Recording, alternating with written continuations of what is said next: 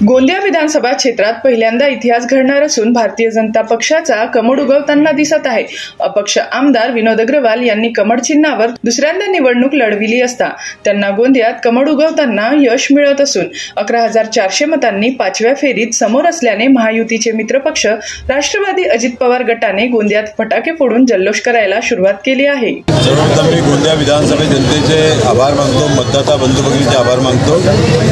एक चांगली वाटचाल झालेली आहे आणि पूर्ण महाराष्ट्रामध्ये महायुती खूप समोर आहे। निश्चित रूपानं कष्टकरी जनता असेल, शेतकरी जनता असेल, माझ्या लाडकी बहिणी असतील, युवा असतील, मजूर असतील, हे सर्व आज महायुतीचे पाठीशी आहेत, त्याचे खूप खूप आभार। पूर्ण राज्यात ज्या पद्धतीने शासनाने काम केला आणि आमची लाडकी बहीण योजना आणि शेतकऱ्यासाठी जे काम केला, हे भव्य दिव्य जे परिणाम येत आहे, जनताचा आमच्यावर आशीर्वाद आहे।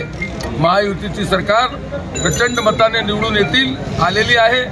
सरकारची स्थापना होणार आहे आणि गोंदिया आणि भंडारा जिल्ह्यात जी आमची 2 राष्ट्रवादी काँग्रेसची गडी होती ते निवडून येत आहे आणि विनोद अग्रवाल प्रचंड मताने गोंदियामध्ये राष्ट्रवादी काँग्रेसच्या सहयोगाने आणि जनतेच्या आशीर्वादाने प्रचंड मताने निवडून येत आहे। यापुढे खासदार प्रफुल्ल पटेलच्या नेतृत्वामध्ये आम्ही पुन्हा विकास करणार आहोत।